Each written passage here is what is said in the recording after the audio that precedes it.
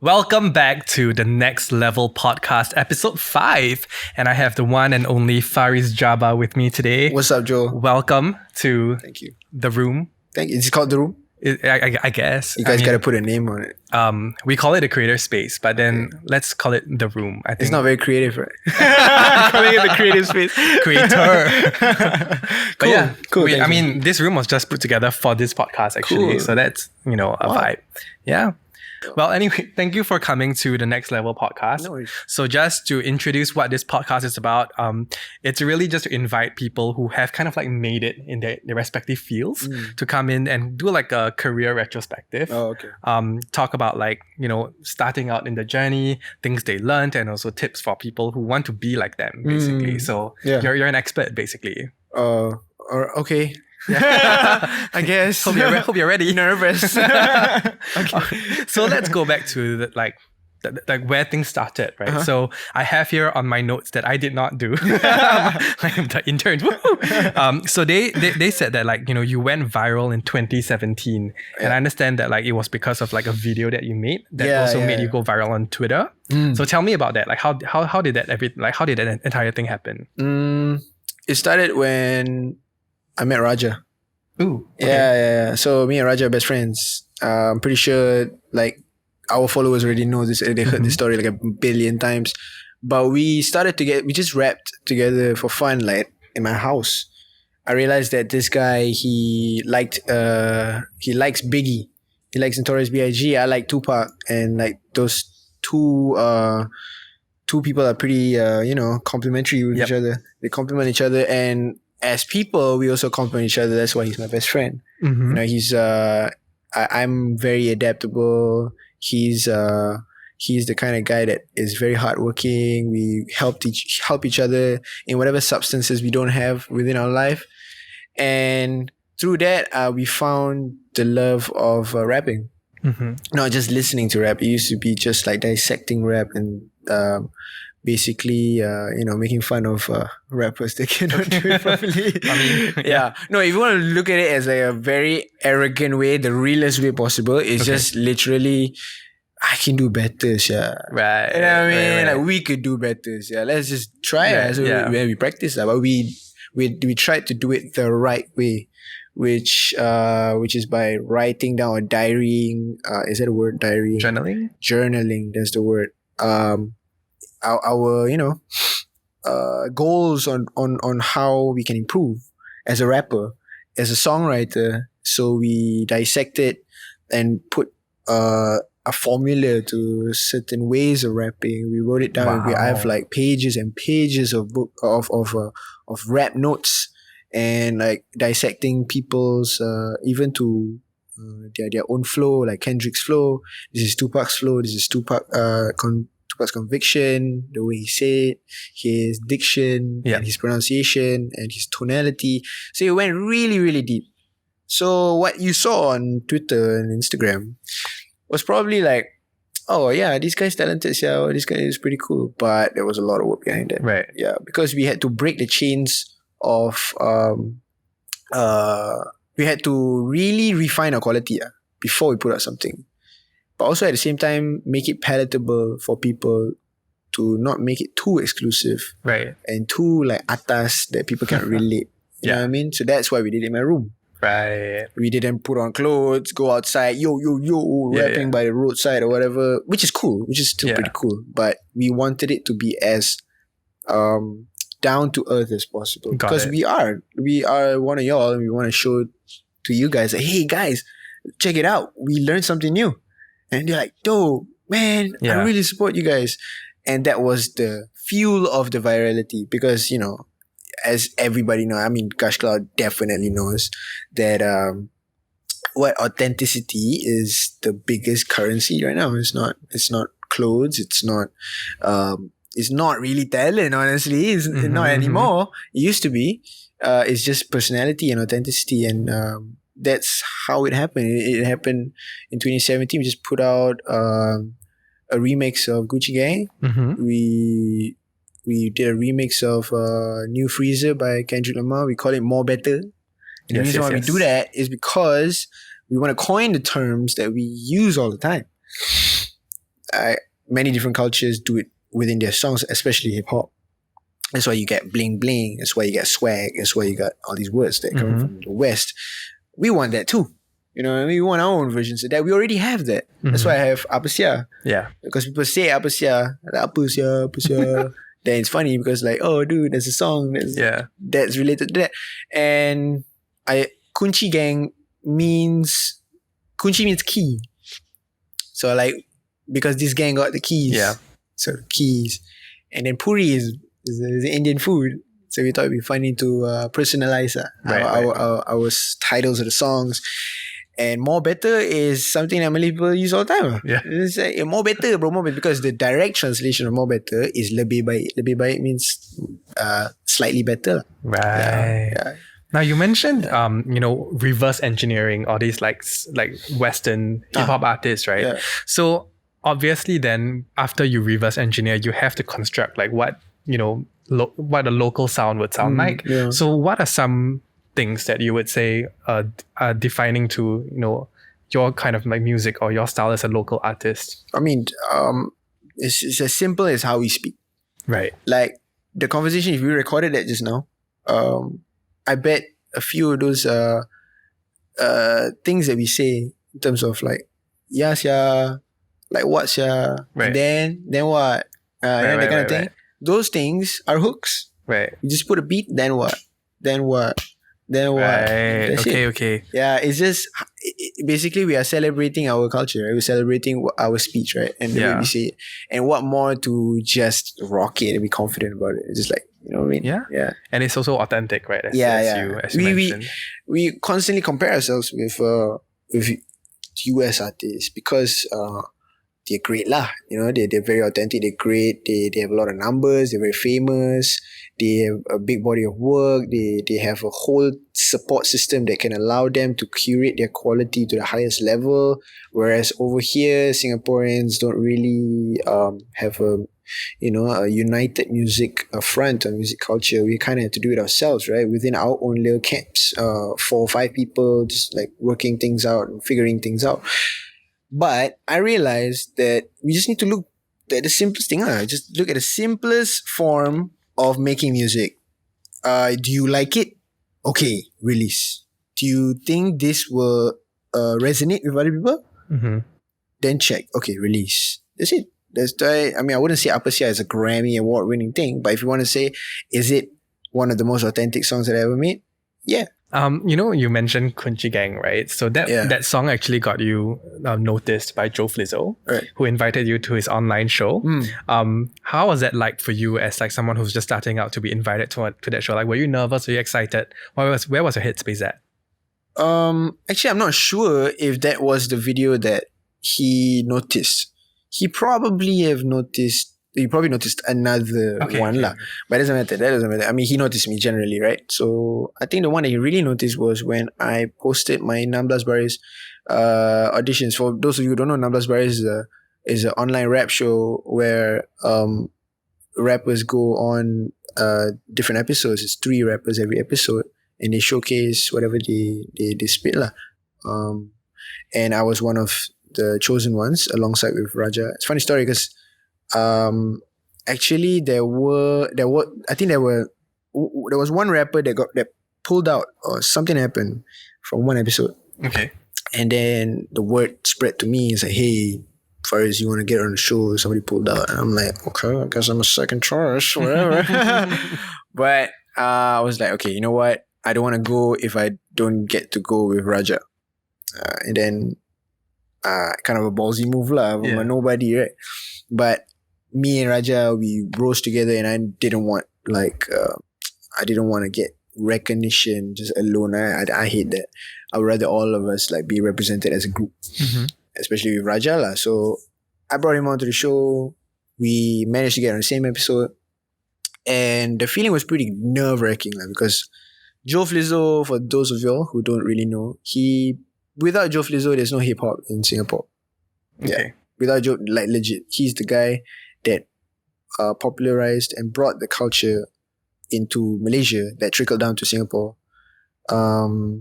He was one of lah. I wouldn't say that he's the only one that started it, but he was one of the pioneers that started. So for you to go up to him at his show, after listening to his stuff ever since you were a kid, it's just like a superhero lah. Yeah. The first thing I saw, the first time I saw him,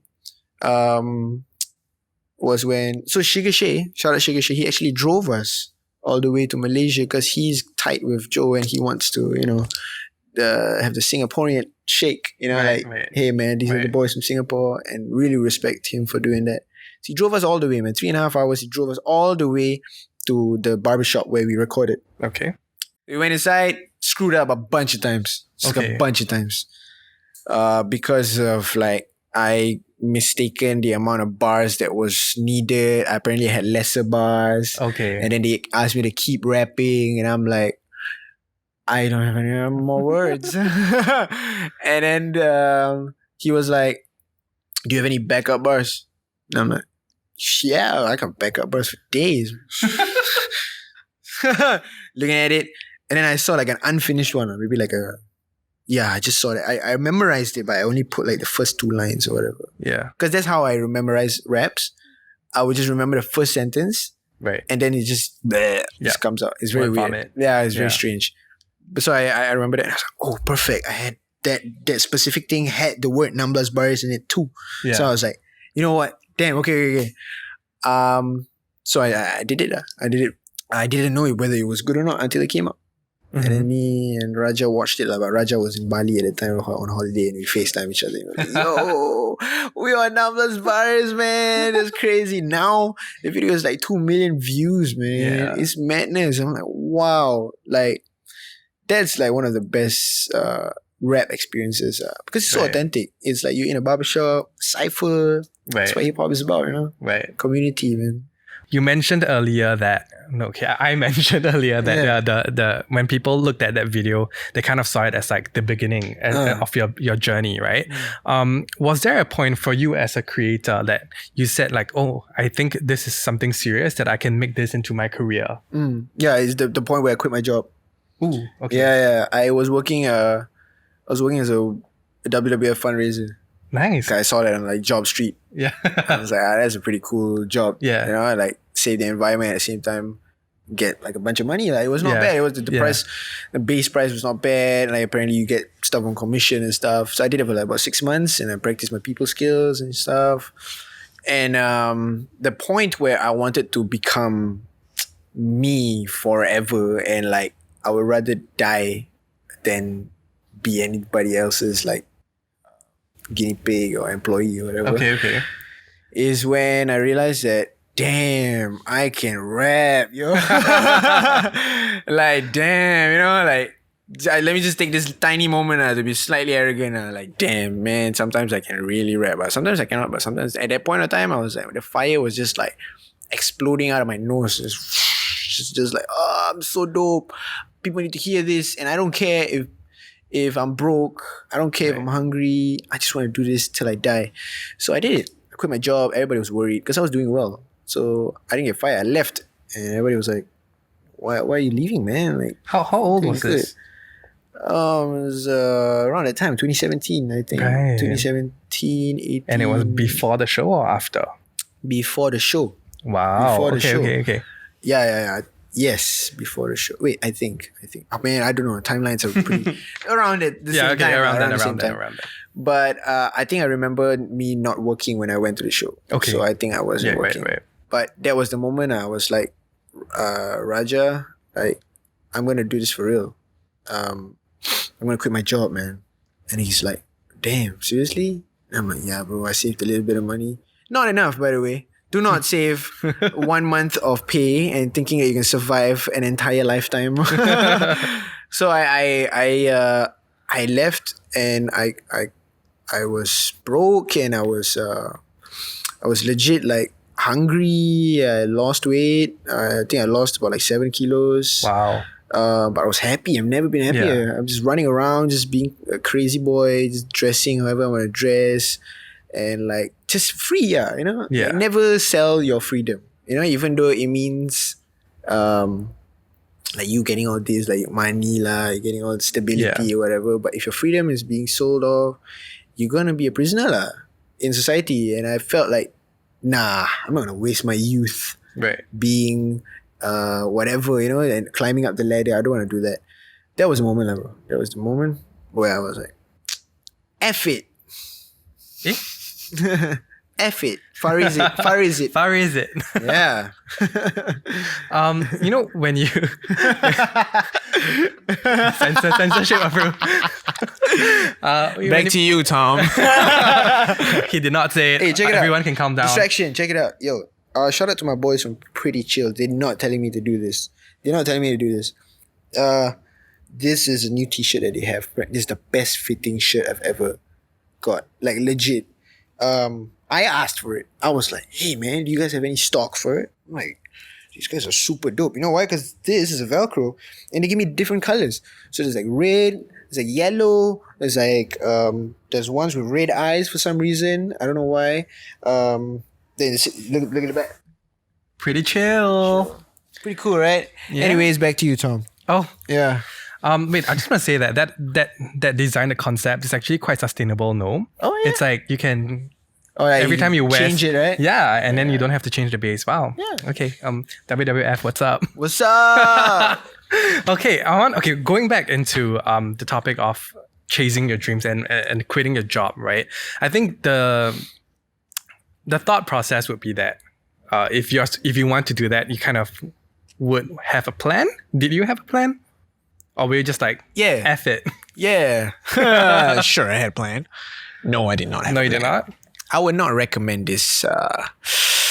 You see, I know I'm supposed to be the guy that's telling you, yeah, you got to plan this. You got to do this. You got to be prepared. And blah, blah, blah. Go to workshops. And blah, blah. Sometimes you just got to take your matters to your own hands. Honestly. Mm-hmm. As real as it gets. The way for you to level up, to get to the next level. Ooh, to get to the next level, you really, really need to be self-sufficient. Okay. You need to understand how adaptable you have to be so that you can survive in this game. It's the reason why it's called a game. It's the game of life, right? We live a game of life. We get points and that's money. We cash in those points. We get clothes. It's the same thing. It's the exact same thing. And the moment you understand the true currency of your happiness, which is being free and expressing yourself in any form of matter. It doesn't have to be like traditional art. It could very well be like, oh, I love engineering. I love doing circuits. I love making FIFA videos or whatever. All of that are forms of expression, which equates to it being art. So I'm not here to tell you that it is an easy journey. It's not an easy journey. That's why the fruits that we reap are big lah, in a way lah, right, to other people, because there's a lot of sacrifice. Yeah. There's a lot of, I mean, you may see me here on a podcast and stuff like, oh yeah, a lot of followers and stuff, but it's like, the sacrifice is painful lah, and you have to know what you're going to lose. You're going to lose a part of yourself through this process. But the feeling of being free is what inspires me. The feeling of being free and authentic is what drives me every single day. I wake up every day. I don't care about anything else. I don't care about the clothes that I have. I don't care about the expensive shoes that I have. It's not that I don't fully care about it. Of course I care about it. But that's not the forefront of my ethos, my philosophy as a human being, as an artist. So I think that's the best piece of advice I can give. Yeah. From there. You know, at last year's event, a lot of the kids who went said that what they're scared about is the fear of failure. So, I mean, obviously you overcame that, or it wasn't big enough a factor for you. But like, how if you were to give advice with regard to managing that fear of like, what if I don't succeed after I give up everything? Like, what advice can you give? This is actually very cool because a lot of people don't think I don't have a fear of failure. I'm very scared of failure. Okay. Yeah, I'm slightly a perfectionist lah. That's hence the the rap notebooks and everything, trying to be prepared, trying to control and moderate and regulate whatever content or styles that I put out and stuff. But then if you really think about it, like everybody is common in that way. Everybody's afraid of failure. Everybody's afraid of the future. I guess people have to understand that life is very tangible. And the best part about it, time only moves forward. Mm-hmm. When time only moves forward, when you fail, that is immediately in the past. And when you fail, you need to understand that that is also part of your growth to become a better artist. Right. Maybe if you're not comfortable of showing your failure to other people, then don't lah. Okay. Then don't lah. Can I? But Can. the easiest way to overcome it is to be okay with yourself. Right. So be at home, just sing until you, even though it sounds horrible, you're expressing yourself. Good. One step at a time, 1% at a time, every single day. And then, the more you realize that you are getting better at it, and then when you are ready, you want to show people, then show. Right. Yeah. So what I'm hearing is like, be okay to fail, but then fail with like backup plans with it. Have a support system basically. Have people to help you out. And don't keep it transactional . Don't like have people around just so that they can be your support system. Right. Don't be selfish in that sense. Have your energy outward constantly. Always outward without understanding or without thinking that it's gonna be given back. And the more you do that, the easier you feel to fail. You'll be like, you know what? I can try, right? Everybody like, yeah, I tried. Right. Then you're like, okay. Yeah. It feels cool. Yeah. It's kind of like building like a community that supports each other as well. I don't know. I always feel like when you have a whole bunch of people reacting positively to what you do and also like supporting one another, like the kind of output is actually affects, the creative output. It really does. As much as we want to say that, as a creative person, like I can just put it out on my own, like after all, it's like my brain, right? Like the environment in which you work actually does affect your output. Definitely. Yeah. And it boils down to even your room. Like if your room is super messy, if you don't give a I can't say the word. Give a S about your room. Right. That will reflect in your behavior and stuff. Which is why a neon light is important, right? So Finance, come on. Man. Come on. Dude, it's really nice. I am live on air. Now I know. Now, would you say that was like a career highlight, or what is the most like the highest point for you so far? Highest point for me would be when I wasn't afraid to move from rap to singing. Because I've built such a buzz on Fariz Jabba the rapper. Yo, he's the guy. Suddenly I switched up on you. Like, what? You went soft? Man. Everybody was like, oh, lame. I lost a lot of followers. I lost a lot of fans. But that was my high point. It wasn't my low point. Right. Because I wasn't afraid. I was a true artist at that point. It means I don't care what you say. Yeah. Me and my manager / producer, who was the one who made the song, called Masa, I told him like, hey, I don't want a rap song. And he's like, yeah. I said, you want to sing, right? Yeah. I said, you want to dance? Yeah. Right. You want to dye your hair? Yeah. I want to do this or do that. Then like, but what about them? They will expect a rap song. Don't care. Right. If they love me, they love me. If they don't love me, they go find somebody else lah. It means they don't love me in the first place enough to understand that I have different facets of my artistry as well. So it was me kind of curating or kind of shaving off the fat. Right. Seeing who is my real fans. Wow. And that was my high point. Means I knew who was really my fans and who weren't. I have here on the notes that it's like, this is your most popular song so far. Like, was that kind of like and then of course hearing you talk about that song whereby you were so confident in that, I'm just going to make that switch. Where was your headspace at? Like when you decided to do that, like, a lot of artists make music to satisfy like a particular fan group, right? Whereas there are also artists out there who say like, I'm just gonna do what makes sense to me. Like what was your headspace at when you decided to do that song? Just one sentence. I don't care. Right. I don't care.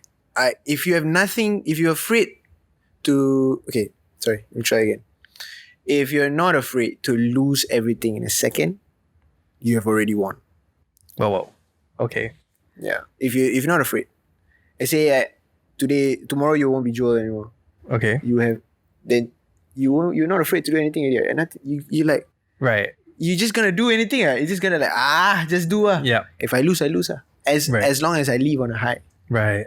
Yeah. So that was kind of like my headspace. I was like, you know what? I don't care. I like this. Right. My boy likes this. My friends like this. You know, I love it. This is who I am, and I want to be this guy for good. If you don't like it, you can go. You can leave the room. It also kind of begs the question, like, did you ever care at one point? Of course, of course, I care. I care a lot. Of course, I still care. I mean, that's why I'm here. No, I mean, like, my question is, do you care about what people think at one point? Yeah. No, I do. You do when you are living in an industry that requires you to accommodate to what people think, right, and what people feel. Right. You cannot. If I could, I would just sing and rap English. Yeah. Right. But sometimes, I have to find it within myself to make people understand me. So that's why I moved to full Malay. Or there's a lot of other things. Not just that I accommodate so that I can be palatable to the market. That doesn't mean that I'm not real. I just do it in my way Right. But some things you just cannot take it from me Some things like that like my artist. Oh, Fariz, your next song, right? It's gonna be this. Right. What are you talking about? Right. It's like, I'm the artist. Right. It's like I don't care what you think. Like, let's say that person is a fan, or let's say that person is my whoever part of my team or whatever. If you tell me what I should express, then isn't it yours? Right. It's not mine.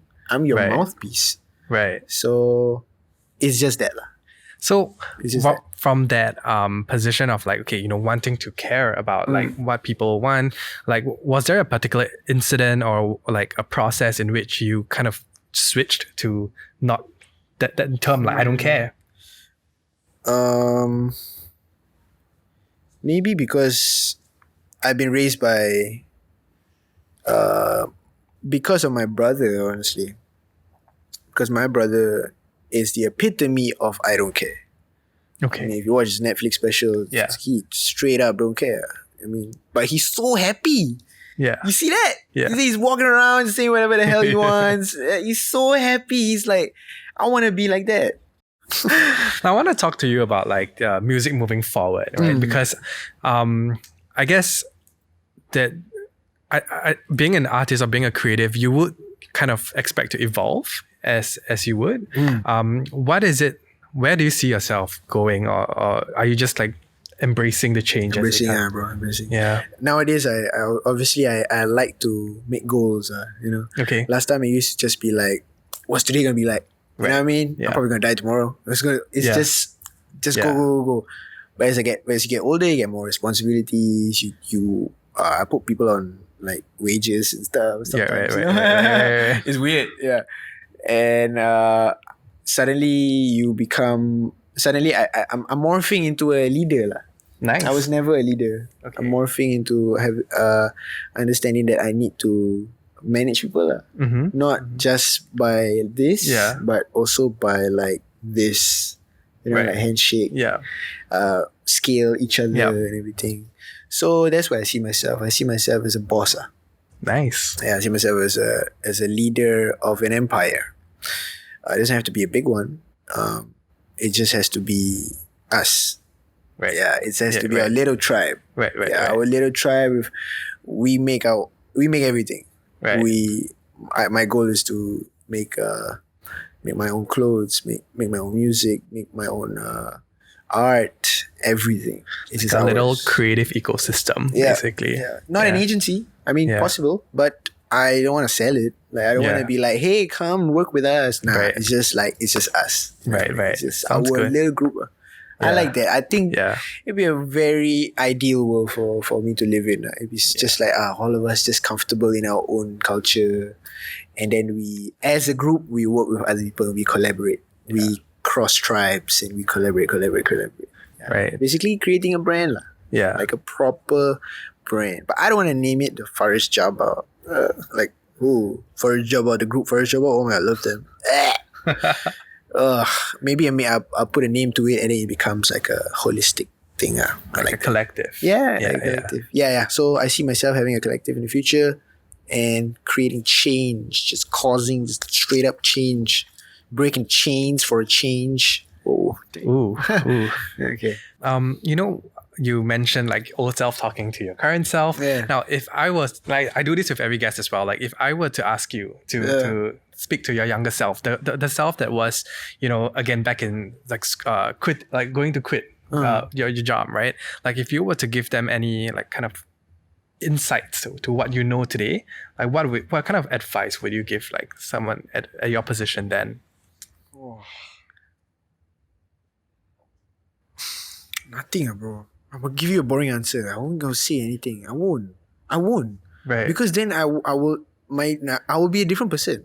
Right. I Okay. want to be me now. Then how about the kids who are looking at you today and they go like, Okay, yeah, that's better. yeah, That's a lot better. Yeah. So like, if the kids are looking at you today and say like, oh, I want to be like him, but Don't be like me. why? Don't be like me. Be like you. Ooh, that's a good Be one. like you. Don't be like me. When I grow up, I want to be like Steve Jobs. No, you will never be Steve Jobs. You are you. You will never be Fariz Jabba. You will never be Young Raja. You will never be all these people because they're different, bro. Like, their height different, their weight different, the way they talk different, their friends different, their brain juices are different, sexuality is different. How can you ever compare yourself to another human being? Right. You cannot. You have to just be you and be cool with it. Yeah, just be cool with it. And as long as you know, like, people need to understand, just don't be embarrassed. Don't malu. If you malu, you lose. Yeah, just don't be. If you malu, right, means you are thinking like another person already. Means you're thinking like, means let's say your friend Jason. Jason won't like it, right? Means you are being Jason. Don't be Jason. Be you. You know what I mean? Don't be that guy. Don't think like them. Think like you. And the more you understand that, the more you practice it in your head. To write it down. I like this, I like that. When you diary down stuff, try not to just diary down Gary V said this. Yeah. Mother Teresa said that. Yeah. Let me follow these rules, Like, okay, I'll just like I want to be like a great person. Yeah, but then like if you're not contextualizing it to your life, it's not the same. So practice diarying down the dumbest things. This example. I got a diary with me right now.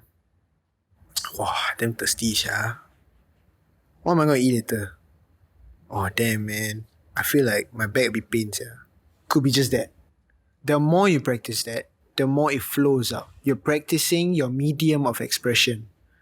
Touching the pen to the paper, constantly writing, constantly expressing in any form. It could be clothes, it could be paint, splash here, I want to make a sun here, whatever. Constantly express through your context. Don't even think about other people. The more you do that, it becomes a habit. And when it becomes a habit, it becomes easier to express things in a quality that people can find palatable. Right. The more you do that, the more consistent you are with yourself. Because if you watch a Jordan documentary, you might want to be as hardworking as Jordan, but you will never be as hardworking as Jordan. You will only be as hardworking as you. So pick up your own pace. If you're slow, but it's just your own pace, your own context. Yeah. Sometimes you want to be faster, sometimes you don't. Whatever, man. Go in sprints, take breaks. 5 minutes every day. Think of nothing. Put down your phone. Wake up. 30 minutes. Don't use your phone. Wake up. Think about you. I feel hungry. I feel tired. Think about you. When you wake up, boom, life starts. Just be you, man. It's exhilarating to be you. Would you want to be anybody else? No, right? You want to be you. Right? Like, be sad, right? You lose all your authenticity. Agency. Yeah. With yourself. It's weird. Yeah, man. Now, what about like tips in with regard to navigating the industry? Because like a lot of people say, Then okay, don't be you. Hey, whoa. That one, then the one, don't be you. No. Wow. I'm kidding. But a lot of people do say like, okay, I want to like do a career in music, like, and then I would say, you've done pretty well. Like what are some tips in which like they can have or take from you? When I say don't be you, right, what I meant is, okay, if you are you are very authentic, you are whatever, that doesn't equate or doesn't qualify you to be an A word. Don't be mean. Okay, don't be mean. Don't be arrogant. That's the A word. Don't be arrogant. I was thinking of another A word, but arrogant. Cool. Yeah. Censor. Yeah, just be understand that you are not the lead actor. I say this a lot. You're not the lead actor of your movie. You're not. Okay. You're an extra. Sometimes you're the lead actor, but most of the time you're the guy picking up the plates by the table. You have to learn how to coexist. Right. You have to be nice. You have to be kind. You cannot think that you're super cool and everything, and like people should do. No, this should be my way. Yeah, there are extensions. Like things need to be balanced, as well as you being yourself needs to be moderated. Sometimes, let's say you go to an event, but it's not your event. It means it's not time for you to be you. It's time for that guy to be him, and we are loving him at this moment.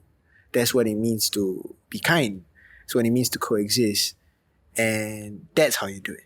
You navigate by networking, and networking is all about giving. All about giving.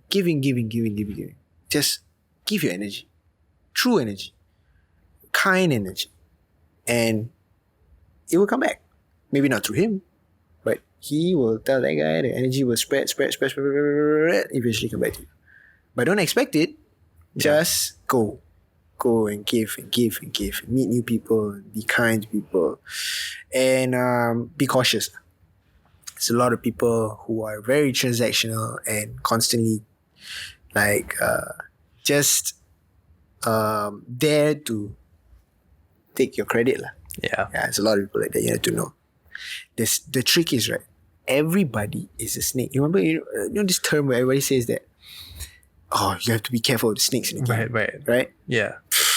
We are all snakes. All of us are snakes. All of us have been transactional at one point in time. Okay. We have. All of us have been mean to somebody. Purposely. Right. We have. The trick is to not be cautious of the snakes in the game. You have to know how to deal when somebody turns into a snake. Right. To be cautious of you cannot fully 100% trust anybody. You have to know your distance. Keep your distance because they're not your family. What? Yeah. They are just outsiders with different contexts and different what's that word? Needs and whatever they want. Just keep a distance and watch out. Oh, that guy turning into a snake. Avoid. Yeah, just yeah. That's how you navigate through the game. Man. Right. Yeah. Easy. Okay. Let me put it easier. Constantly give. Know when it's time to not be yourself. And everybody is a snake. You just gotta know when they're gonna turn on you. Right. Yeah. Beware of it. Yeah. Yeah, beware of it. Got it. Wow. Yeah, man. Thank you. No worries. So I think an hour just flew by. Really, I think we've. I love podcasts. Right, you can just talk. Right? But yeah, thank you so much, Fariz, for coming to this show. I wish I wasn't mean or anything, or arrogant or whatever. No lah, that A word, right? No lah, don't have. Yeah. Scary, yeah. People always say I very Fariz to action. Whatever. Don't like you. No. Your mantra is I don't care, right? So yeah, I don't care. I'm nice. Now, Fariz, before we end this podcast, where can they find your music and also on you on social media? Give yourself a little plug. Okay. for those of you who don't know who I am, my name is Fariz Jabba. I make music. I make many types of music. I'm an artist. I express myself through my clothes, through my art, through the way I speak, and the way I communicate with people. If you want to listen to my music, you want to know a little bit more about me, you can go on Instagram, search my name Fariz Jabba. Mostly it's for your kids lah. Yeah, confirm not for you one. Yeah, Koko can go sleep. It's for your 15-year-old girl wants to listen to a boy rap and sing. Right. Yeah, but if you want to listen to my music, just go on Fariz Jabba on all social media platforms. Nice. Check me out there. And if you want to follow the Now Academy on Instagram, it's Now Academy SG. All right. Thank you so much, guys. No worries, man. Thanks for being on this podcast. We'll see you next episode. Bye, guys. Peace.